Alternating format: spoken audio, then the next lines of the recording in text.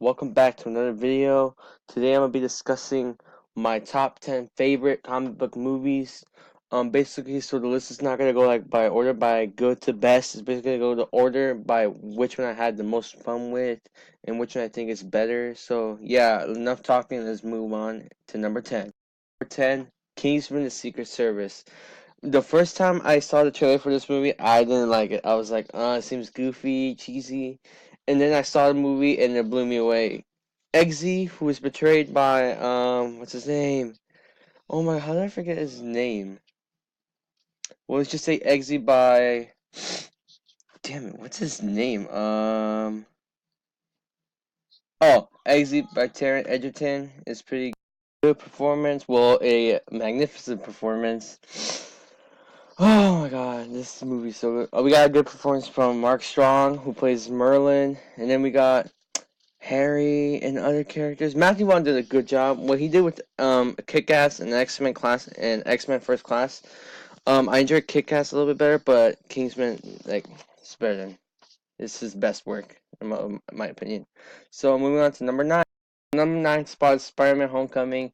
I remember my brother wouldn't shut up about this movie. He's like, Spider-Man, Spider-Man. I'm like, okay, I don't care.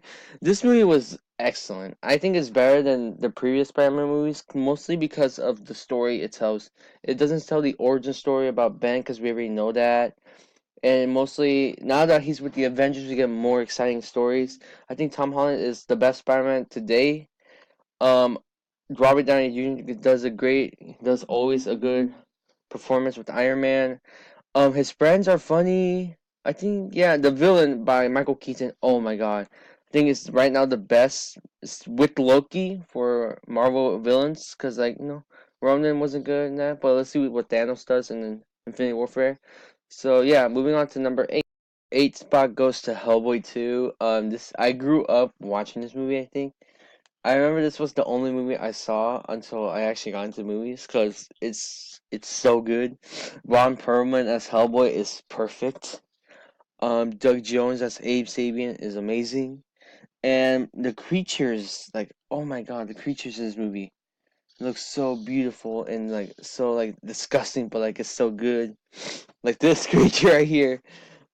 But I think the most thing I like about Hellboy is that it doesn't feel like a comic book movie. It feels like like its own movie, like mythological. It doesn't feel like a comic book, which is what the first one also didn't feel like. But it's such a good movie, and I like the way that Guillermo del Toro directed this movie. It looks so beautiful, well directed. The screenplay is nice. The action in this movie is amazing too. It's like in Kingsman, but like this movie, I like the action too, and the fact that they have high stakes. Yeah. So that's number 8, Hellboy 2. On to number 7. You get hate for this. Number 7 is Deadpool. No, don't get me wrong. I love Deadpool. Deadpool is one of my favorite, one of my favorite superhero characters of all time. I love him. I like when he breaks the fourth wall and everything. But I know people are gonna be like, he deserves to be higher on the list. It's a pretty good movie. I liked the movie. I enjoyed it. I didn't say I enjoyed it a lot than like when I rewatched it, but still a good movie. Ryan Reynolds comes back. He is good. Like after Origins, after playing Deadpool like that, I never thought he was gonna come back, but he came back and he did an excellent job. Tim Miller did a good job. I think Tim Miller is he the director? Yeah, Tim Miller. He did a pretty good job directing this movie, which I never thought they were gonna make a Deadpool movie because like there's so many things that you have to get right. The humor, they nailed it. Violence, nudity, everything that you expect from a Deadpool movie. I mean, for a Deadpool comic is in the Deadpool movie, which I think delivered, and yeah, it's pretty good. I think you should check it out. Now on to our number 6. We get hit for this again. Number 6 is The Dark Knight, the second movie to the Christopher Nolan Batman trilogy. Now, I love this movie. I think it's my favorite Batman movie.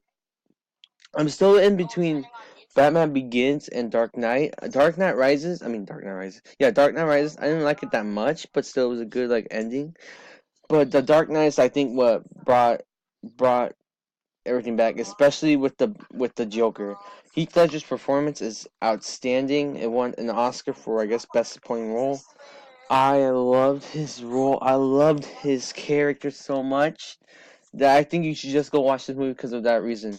Kristen Bell does a good job with Batman. I don't feel like it's as good as Ben Affleck's, which is brutal, but that's a different Batman. You can't compare this to this Batman. Two-Face is good a little bit, but I think that's where it lacks because like Two-Face is sort of like lacking, especially when you have the Joker and Scarecrow's also in it, but he's in like a lot of time. Gordon's pretty good in this movie too. Like he like in the first one, and yeah, I think that's pretty much everything that I just need to say about this movie. So on to our number 5 spot. And our spot goes to Robert Downey Jr.'s excellent performance in the Iron Man. I was gonna say the Iron Man for a sec. When I heard, I never saw this. I've never seen this movie, and just thinking it was just like a movie, like it wasn't starting something. This was the first movie to start the Marvel Cinematic Universe, and for that, it did a pretty damn good job. It set up everything well with Iron Man. I never seen a. This is the first superhero movie I think I've seen, other than Hellboy. I think Hellboy was like Hellboy 2 was the first one, and Iron Man came. But like I remember rewatching Iron Man so much when I was like at 10 years old, because like I remember reading Iron Man back then, and looking at the big screen. I was shocked that they actually pulled it off. Like I said, Robert Downey Jr. excellent job as Iron Man. I think no one else can play Iron Man as he can. Rhodey's pretty good, though they changed him in the second and third one, but who cares? He did a pretty good job in this one. The villain, who's I think played by Jeff Bridges, is Lackey. I don't think he's pretty good, but like he gives an known performance a lot for this. I think the best part about Iron Man is the beginning scene when he gets captured, when like he makes Mark 1. That's when you know what this movie's gonna be about, and I love it. I like that the ending, the post credit scene. That's amazing. So yeah, now moving on to our number 4 spot, which hopefully you don't get rage. Spot goes to Captain America: Civil War. I saw this movie like a day after it came out. I wanted to see it. Oh my god. Okay, I wanted to see it.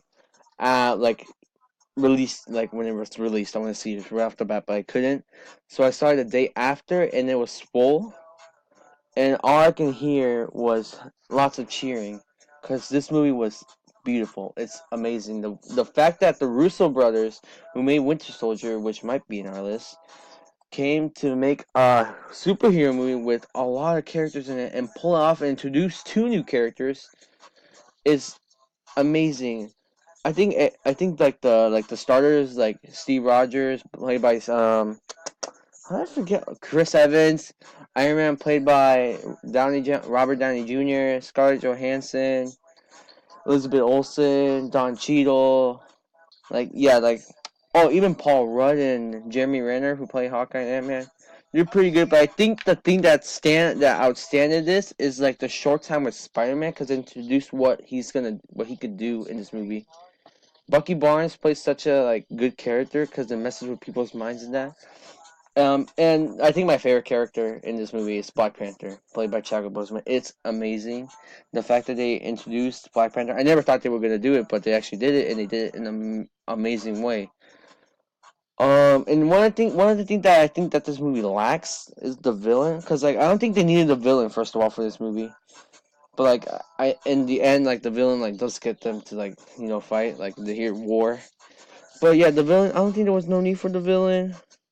The fight scenes is incredible, everything is amazing, it looks the visuals are good, so yeah, that's all I gotta say for our number 4 contender. Well, for our number 4 spot, Captain America: Civil War. On to our number 3. Hopefully is X-Men Days of Future Past.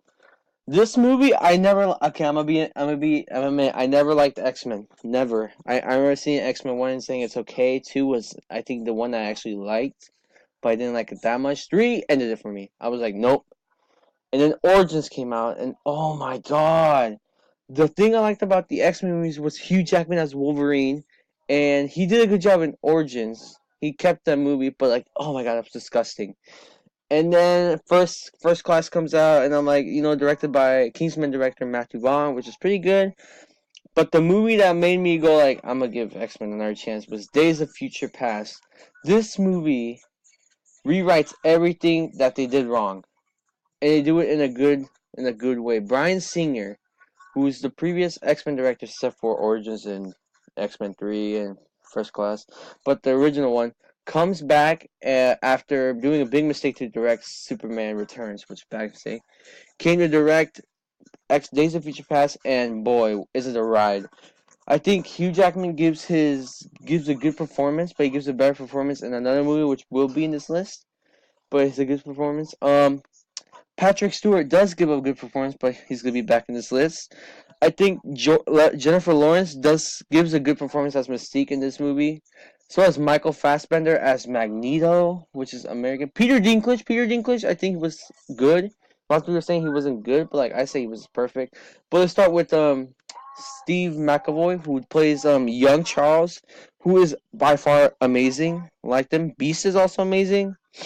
Like almost everything in this movie is perfect except for like the villain, which is yeah. So yeah, that's why I think Days of Future Past is an amazing X-Men movie, and you should watch. On to our number two spot. Okay, here we go. Number two is the Avengers, which everything led up to this. Iron Man began it, and Avengers set up those single solo movies, Thor, Captain America, and I think there was other sequels of that. They set up, and then Avengers came, and Avengers, like, oh my god, blew my mind. The fact that they did like Captain America get Civil War, they got so many characters and made a kick-ass movie. It blew my mind, especially with the great. This is like where I was like, Bruce Banner. Okay, let's start with the Hulk. The Hulk, I never thought it was gonna be good because, like, of course, like Incredible Hulk, I didn't like that movie. Mark Ruffalo does an amazing job as Bruce Banner and Hulk. I think he's like the best of right now. So is Samuel Jackson as Nick Fury, Iron Man like usual, Captain America like usual. I think all the main characters as usual, except let's start with the villain. This is where the villain is actually like threatening and actually like makes you like be like, holy shit. Thor, I never mentioned Thor. Thor is pretty good in this movie, especially with the whole like Shakespeare in the Park. That was funny. So like I said, Loki, great villain, great story, great visuals. It's just adds up to a kick-ass superhero movie. And on to our honorable mentions before our number one. You guys were asking, where the hell is Guardians of the Galaxy? And how come that's not on your top 10 list? I love Guardians of the Galaxy. The first one I loved. I loved it, but I didn't have much fun rewatching it because like it got old. But it's still a good movie. I think Chris Pratt gives an amazing performance as Star Lord, Yondu, everything. Yeah, and I think we also need to say, okay, it's pretty good, kick-ass movie, funny movie too. Another honorable mention is AntMan. AntMan is pretty good too. I like this movie. This is the movie I want to see, but Minions. My brothers want to see Minions, and fuck that movie. But I managed to see this movie when it came out on DVD, and it was so amazing. It's like it's good, but like it didn't make my list because like the other movies were better. Yeah, what did just do there? Okay, time to find our last honorable mention, and then we go to number one. Avengers Age of Ultron. Age of Ultron was the sequel that looked hella dark. It looked so scary that I wanted it to be good, but it came out like it was okay. I think the villain was pretty good. We got met with Scarlet Witch and Quicksilver. Rest in peace, Quicksilver. And I think it was pretty much standard. It was just good. So on to our number one spot. Let's see what it is. This movie. This is my number one. Logan's my number one movie. My number one comic book movie. The reason I love this movie, because it doesn't, it's like color. No comic book movie looks like this. It feels like a Western. Especially, and like Hugh Jackman gives all out. His is his best performance ever. So is Patrick Stewart and Laura, which is Daphne Key. She does a good job. I think Donald Pierce from Narcos does an amazing job as a villain. And oh my god, this movie is beautiful and beautiful looking. It's like beautiful looking and every violence. Like they bring Wolverine Prime. It's amazing. This movie's 10 out of 10. I'll make a review later about it. But this is my favorite movie of all time. Hopefully you guys liked it, and hopefully you liked my list. Hopefully there wasn't any disappointments. There probably was. See you guys later. I'm gonna make my top 10 worst movies ever. So we'll see about that. And peace. See ya. You down.